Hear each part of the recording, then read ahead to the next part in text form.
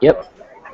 Hey, and welcome to the what are we calling this? The 2014 NBA All-Star Saturday Night Live Show. I'm Jonathan Santiago, as you can see, seated here, media row, at the Smoothie King Center, where All-Star Saturday Night just wrapped up.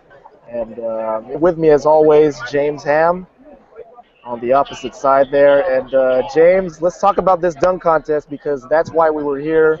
We were here to see Ben McLemore perform tonight. And I thought he did well. I really liked what he did with Shaq. I thought it was funny. I liked the little pomp and circumstance of having him come out and be announced by a medieval hype man.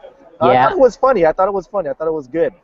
I thought it was cool. I think it's a little over the top still for a lot of people in Sacramento that aren't all fully on board with the Sacramento stuff that he keeps throwing out there, or Shacklemore is what he came up with tonight. I thought overall the dunk was incredible. If he did hit that on the first time, he would have given John Wall a run for his money. John Wall's dunk wasn't as clean as it looked, in my opinion. But man, Macklemore skying, basically doing the jump man look, right? That's the Jordan like spread eagle over the top. To me, it was absolutely incredible. That chair was extremely high, and Shaquille O'Neal is a huge man. Yeah, we talked to Ben after the dunk contest. He had a couple things to say. I mean, just in terms of like the concept of the dunk. Of course, him being a Sacramento King, he wanted to use a King's theme. Vivek actually spoke to him earlier in the day about doing this, and he actually hadn't practiced that dunk before. He didn't practice this dunk at all before with Shaquille O'Neal. The only time he did practice it was without a chair. But this was the first time he tried it with Shaquille O'Neal. So you got to wonder if he had practiced it with Shaq beforehand a couple times, that might have actually helped him land it or execute it on his first try. Yeah, I think so too. Either way, I still think the dunk was incredible, and he had an incredible dunk in the whatever it was The called, the, the the early. free the freestyle round. He Yeah, had, it was the one I know what you're talking about too. It was the one where he cocked it back with his and left hand with his too. left hand. And the thing is, after when we were talking to Ben, Ben said he he lost his handle on the ball, and that's why he had to reach so far back. So it was actually like a mistake that the ball ended up going back that far. And fortunately for him, he was able to grab it and still finish. And he actually thought, hey, that might be one of the dunks of the night. And I'd agree with him because we saw the screenshot of the TNT broadcast, and that looked nice. Yeah, I think John, his dunks at first didn't look as good as they were. When you look back at them, they were actually much better than you think. So I thought it was a pretty impressive first showing. Especially, I mean, this he's just 21. He's a really young kid. He hasn't had a lot of life experience. Coming to a weekend like this, seeing all this stuff that's going on, being a part of all of this, it's really, really overwhelming. I know you ran into a guy from Kansas who does radio there, and he had nothing but good things to say about sort of the development of Macklemore, the person, how far he's come from even last year at Kansas, and just how far he's developing and how he's maturing and how he's being able to handle the media better and he's more composed and just an overall good vibe from everything that happened this weekend for Ben McLemore. Let's continue to talk a little bit more about this dunk contest. Just what were some of your other favorite dunks? I like the John Wall dunk. I thought it was incredible. I know you weren't as high on it as I am, but he did jump over a mascot who was not as tall as Shaquille O'Neal. But still, for him to be able to cock that ball down, pull it down below his waist, and reverse it while jumping over the mascot was pretty impressive. And he's not a big dude. I mean, John Wall is like 6'3" or so. I thought that was good. I did like what Terrence Ross did by bringing Drake out. I know a lot of people, it's like you love or hate Drake, but I thought it was good. It's just he missed it on the first try. Again, if the guy makes the dunk on the first try, that's a lot more bonus points than making it after a couple of attempts following some misses. Yeah, and honestly, I always love watching Paul George dunk because Yeah, he was great he too. gets so incredibly, he stretches so long, and he really goes at the rim. He attacks the rim, and to me, those are usually the best types of dunks. I know the Western Conference just got killed in this competition, but that's one thing I didn't much care for, and care for the way that it was sort of set up, where it was too quick. It was there and then it was over, and it was like, okay, what just happened?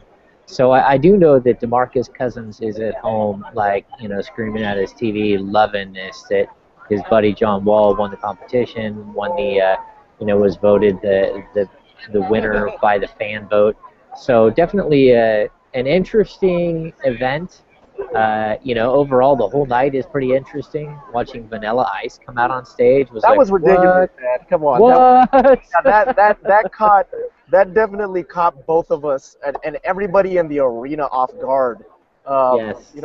I consider myself a fan of hip hop music. I love Kendrick Lamar's performance before the dunk contest, and it was good.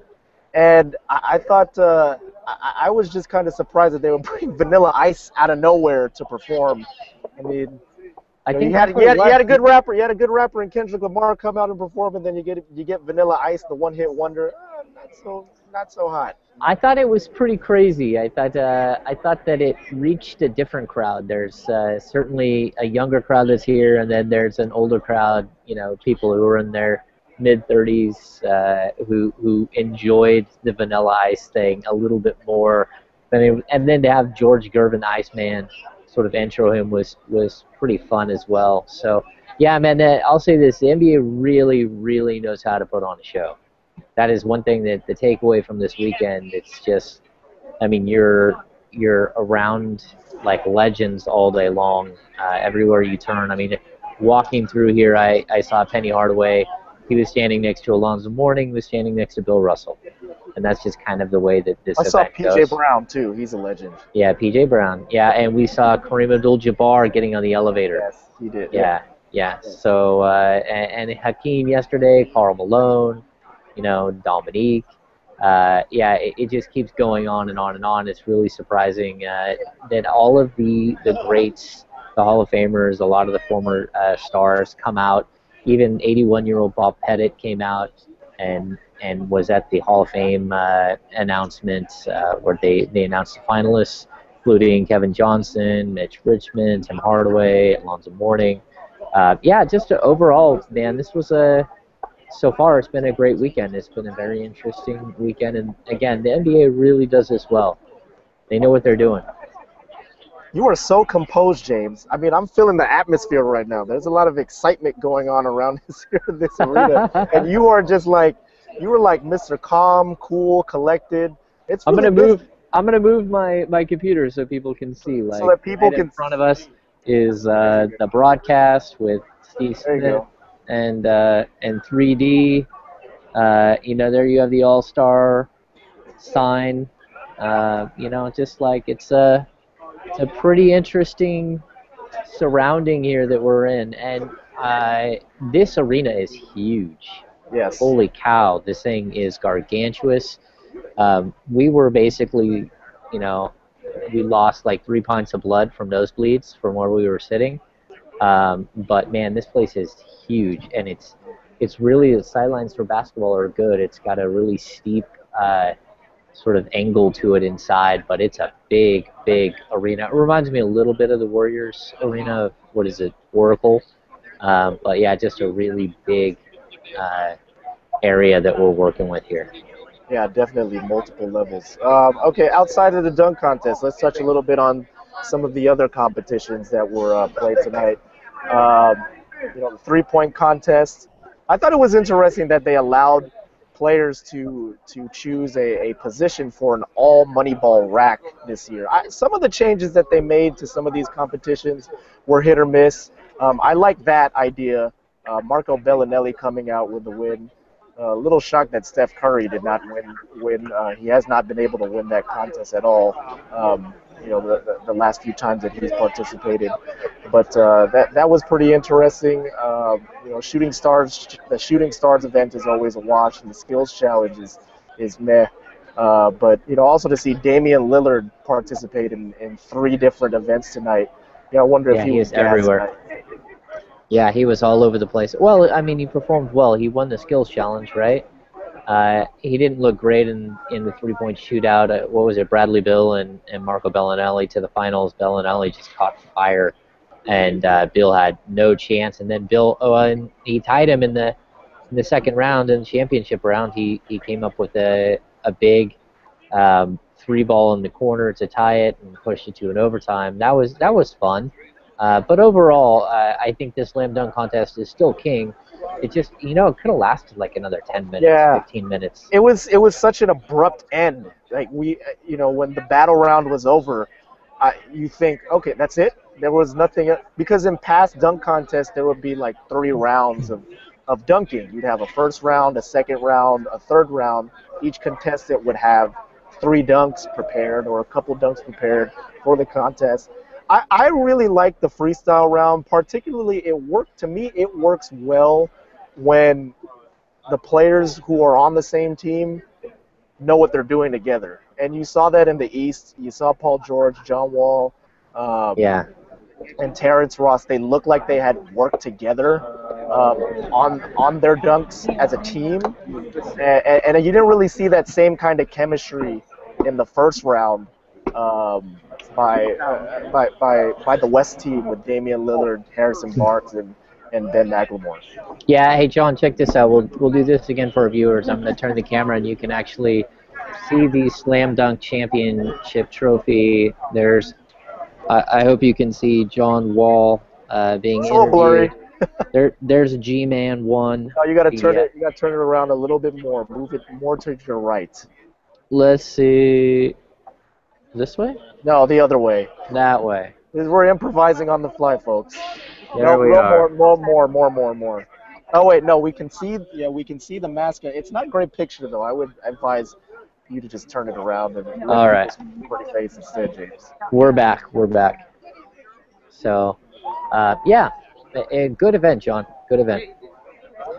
All right, that's going to do it for us here on All-Star Saturday night, and we'll have some more content coming the next few days. So lots of great stuff that we got the other day with the Hall of Fame finalist announcement. Obviously, Mitch Richmond, Sacramento Mayor Kevin Johnson among the finalists in this year's class, and a couple other things too. A couple other stories that we have working that we will have up on Cowbell Kingdom before the season resumes on Wednesday. Excellent. Yes, we will. All right. On that note, let's wrap up this special post-game show here from All-Star Saturday Night, and we hope you join us again soon. So, for James Am, I'm Jonathan Santiago. Thanks for tuning in to the All-Star Saturday Night Live post-game show here on CowbellKingdom.com.